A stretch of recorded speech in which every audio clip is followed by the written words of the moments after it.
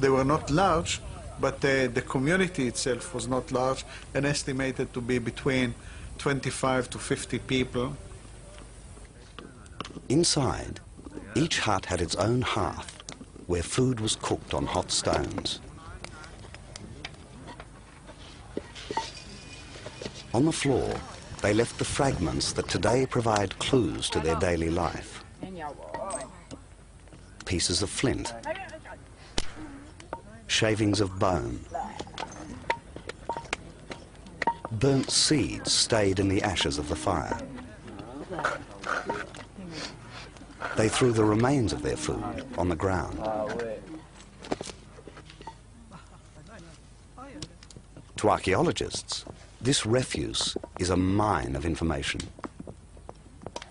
It shows just what wild game they were able to catch.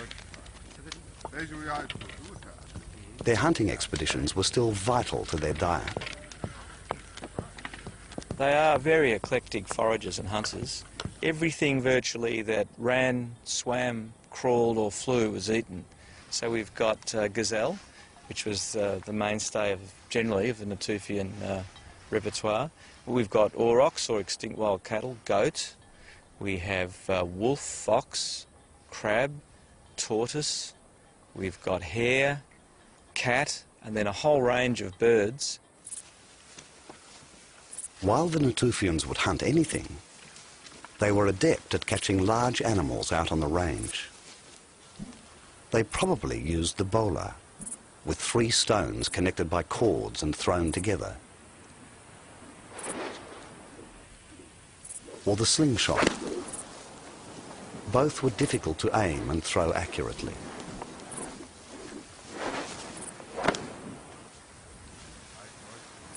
They moved to the rhythm of the seasons and roamed for weeks at a time.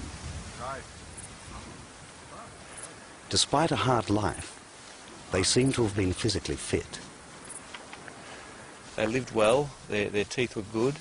They were often ground down a lot, and that was because of the amount of basalt ground, stone ground flour and other foods they were probably eating. They tended to have, like a lot of hunter-gatherers, a very physical lifestyle with signs of healed fractures, and this shows up in their skeleton. Hunting was a dangerous way of life. They were vulnerable to injury, and their weapons were fragile. Their campsites show they worked constantly on repairs and making new tools. Like all Stone Age people, they relied on flint.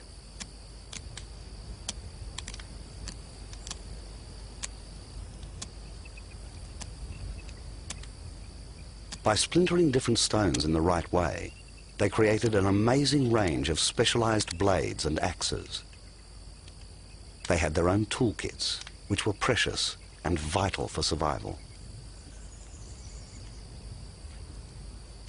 We were digging out these houses in square metres, and every so often we'd come across an extraordinary set of tools just stacked up where they were, left 12,000 years ago.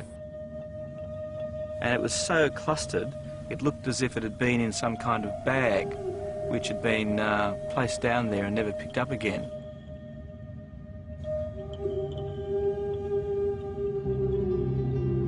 In the bag were 7 smooth, round river stones, almost certainly for use in a slingshot. A piece of flint, and struck from it, a group of small spear blades called lunets. Some gazelle toe bones, raw materials for more tools and artworks. And a sickle, its handle made from antler horn, fitted with rose-colored flint.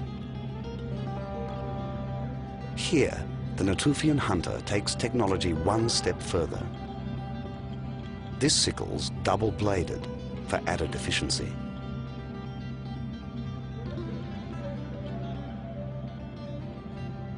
It was all of the things that characterised the Natufian way of hunting and gathering. The sickle for harvesting, the spearheads for hunting, the smooth stones, possibly sling stones, and then their preoccupation with ornaments made from the gazelle toe bones, which they made into beads. The Natufians had a unique feeling for decoration. They loved carving and carefully shaped their mortars and pestles. It's now that archaeologists find them in numbers far greater than ever before.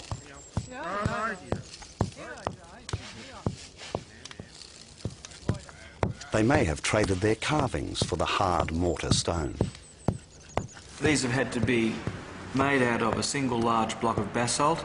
You can see the shape, almost perfectly circular, lovely beveled rims, beautiful footed stands, and even thicknesses of the vessels all the way through. There's been many hours of careful work put into producing these things, and doing so to, once again, a high aesthetic standard that goes perhaps beyond the immediate needs of a piece of rock to pound a pestle into to grind up seeds.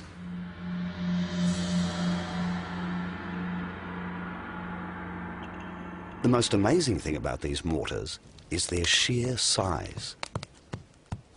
They were far too heavy to carry around.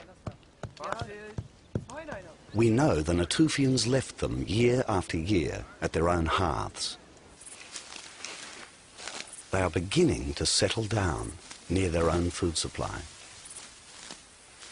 These early varieties of grain did not allow them to turn the flour into bread. Instead, a coarse biscuit combined different grains.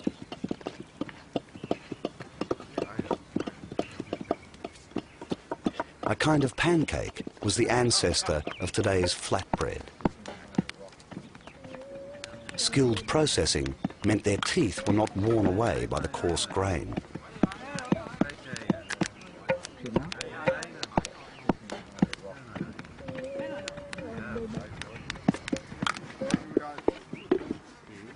They seem to have been clever about storage, although all the evidence has decayed.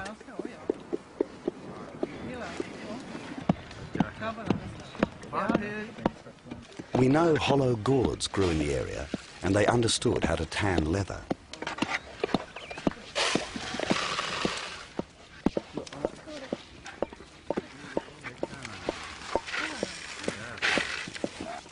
The stored food must have been a treasure.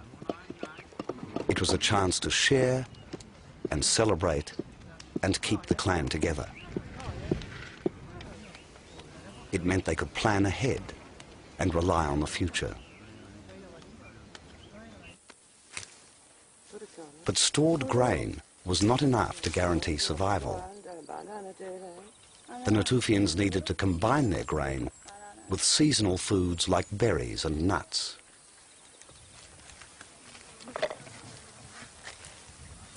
They were instinctively creating a balanced diet.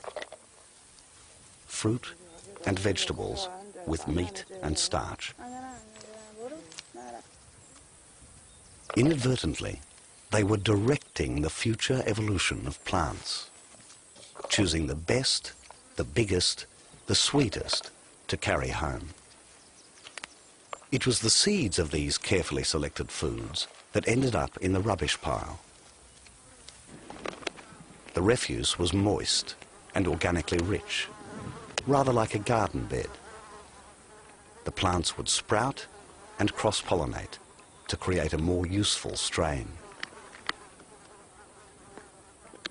These were the first experimental gardens.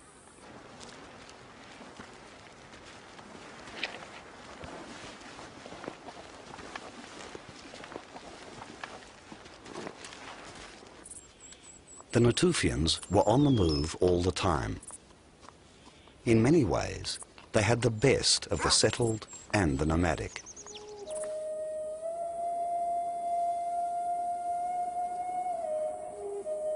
We know from hunter-gatherers still living today in Africa and Australia that the lifestyle created leisure.